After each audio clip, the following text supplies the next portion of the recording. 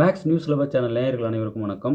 PGTRB mathematics எக்ஸாமில் கேட்கக்கூடிய ஒரு முக்கியமான numerical analysis, numerical methods. PGTRB மேத்தமெட்டிக்ஸில் கேட்கக்கூடிய நியூமெரிக்கல் மெத்தட்ஸ்லேருந்து ஒரு இம்பார்ட்டன்ட் ப்ராப்ளம் நம்ம பார்க்க போகிறோம். Apply Picard's method. Find first approximation of dy by dx equal to x plus y square where y equal to 0 when x equal to 0. அதாவது பிகார்ட்ஸ் மெத்தடை நம்ம யூஸ் பண்ண போகிறோம். யூஸ் பண்ணிவிட்டு ஃபஸ்ட் அப்ராக்சிமேஷன் கண்டுபிடிக்க போகிறோம். ரொம்ப ஈஸியானதாக தான் கேட்பாங்க. எல்லாத்தையும் கொண்டு வந்து மொத்தத்தையும் கேட்டு உங்களை கன்ஃபியூஸ் பண்ண மாட்டாங்க. நீங்கள் அந்த ஏரியா தெரிஞ்சிருக்கீங்களா, தெரிஞ்சிருந்தால் இந்த சின்ன கேள்விக்கு கூட ஆன்சர் பண்ணுவீங்க அப்படின்னு கேட்பாங்க. ஸோ நம்ம எல்லா ஏரியாவும் டச் பண்ணிடணும். எல்லா ஏரியாவும் டச் பண்ணுறது தான் ஸ்டடி மெட்டீரியலில் நாங்கள் எல்லாத்தையும் கொடுத்துருக்கோம். அதை வாங்கி படிங்க.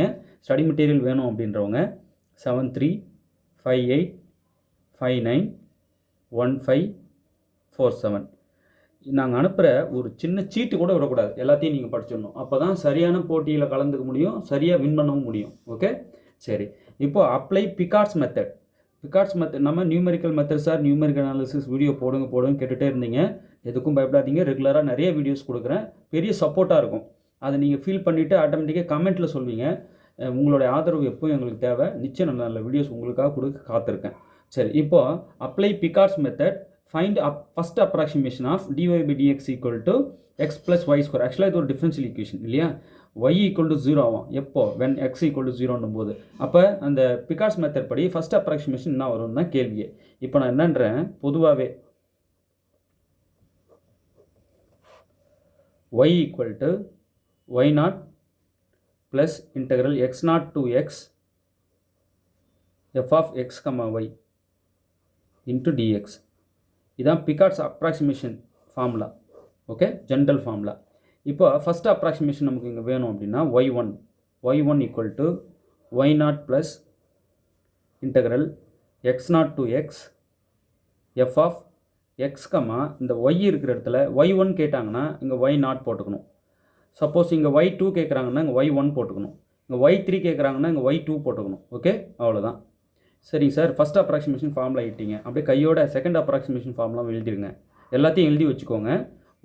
y2 equal to second approximation y2 equal to y0 plus integral x0 to x f of x, இங்கே என்ன வரும், y1 வரும்.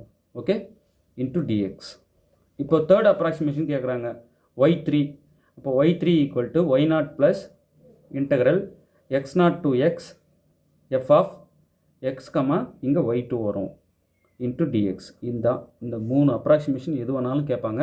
நீங்கள் எதுக்கும் பயப்படக்கூடாது, எழுதி வச்சுக்கணும். ஓகே, பிகார்ட்ஸ் மெத்தடை யூஸ் பண்ணி approximation, first approximation, second approximation, third அப்ராக்சிமேஷன்ட்டு கொடுத்துருக்க டிஃபரன்ஷியல் ஈக்குவேஷனுக்கு நம்ம கண்டுபிடிப்போம், கொடுத்துருக்கிற இனிஷியல் கண்டிஷனை சேர்த்து. ஓகே, சரிங்க சார். இப்போது கொடுத்துருக்கிற ப்ராப்ளம்க்கு வாங்க. இந்த y என்ன சார், ஆக்சுவலாக இந்த dy by dx இருக்கு இல்லையா, dy by dx equal to x plus y square. இதான் கொடுத்துருக்குற டிஃபரன்ஷியல் ஈக்குவேஷன். இந்த dy by dx தான் நம்ம f of x, y அப்படின்னு எடுத்துக்கணும். X plus y square. Sir f of x, y கொடுக்கலையே அப்படின்னு நினைக்கக்கூடாது. இந்த dy by dx-ஐ அப்படியே f of x, yன்னு எடுத்துக்கணும். இதுதான் f of x, y. f of x, y equal to அப்போது x plus y square.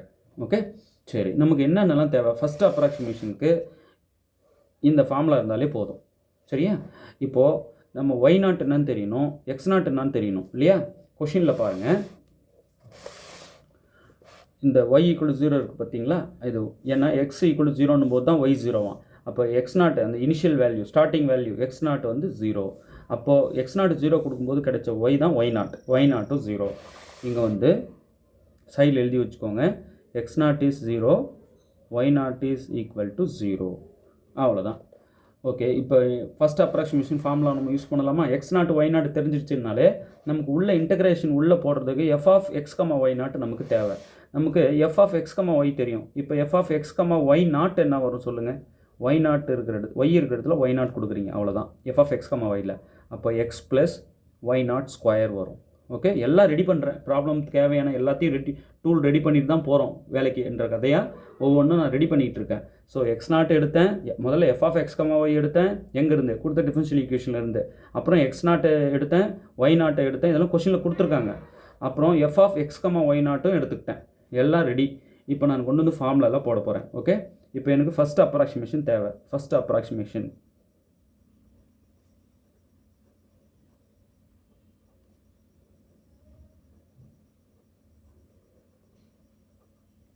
y1 அப்படின்னு சொல்லுவோம். அப்போ y1 equal to y0 plus integral x0 to x f of x, y0 right into dx right.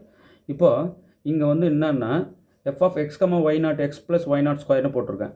x தெரியாது, ஆனால் y0 எனக்கு தெரியுமே 0. அப்போ 0 போட்டு ஸ்கொயர். அப்போது x plus 0 square 0, x plus 0 x.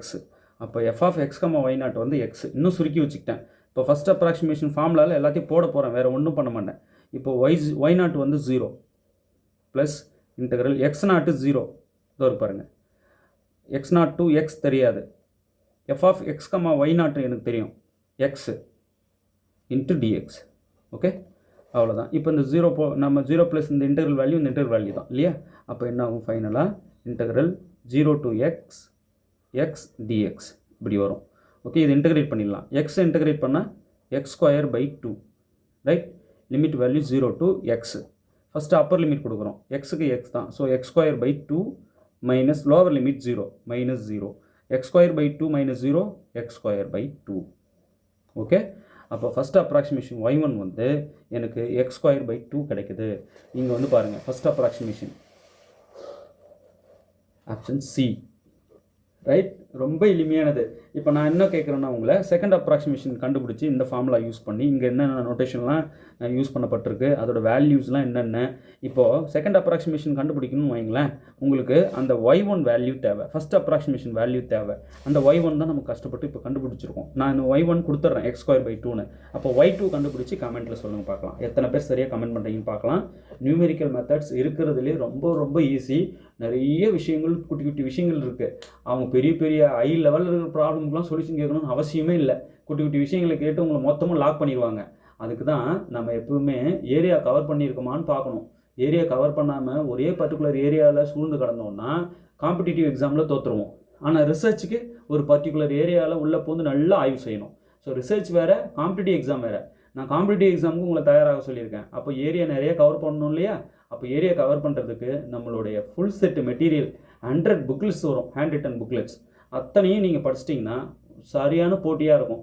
கலந்துக்கின்னு நீங்கள் எல்லா ஏரியாவும் பார்த்துட்டு போகிற உங்களுக்கும் இதே கிடைச்ச ஏரியாவை பார்த்துட்டு வரவங்களுக்கும் வித்தியாசம் இருக்குது இல்லையா? ஸோ அதை புரிஞ்சுக்கங்க. ஸோ ஃபுல் செட்டு மெட்டீரியல் வேணுன்றவங்க இந்த நம்பர் காண்டாக்ட் பண்ணுங்கள், உங்களுக்கு டீட்டெயில்ஸ் தரோம், வாங்கி படிக்கலாம். தொடர்ந்து numerical analysis, numerical methods related problems கொடுக்க போகிறேன். அது தனி பிளேலிஸ்ட்டில் போட்டுடுறேன். ஆல்ரெடி போட்டுட்டோம் நிறையா, அதுவும் இருக்குது. அந்த வீடியோஸ்லாம் கேட்குறவங்க இந்த நம்பர் காண்டாக்ட் பண்ணுங்கள் வாட்ஸ்அப்பில். உங்களுக்கு நான் எல்லாத்தையும் அந்த வீடியோஸ்லாம் அனுப்பி வைக்கிறேன். பெரிய யூஸ்ஃபுல்லாக இருக்கும். ஓகே, தேர்வில் வெற்றி பெற வாழ்த்துக்கள். தேங்க்யூ.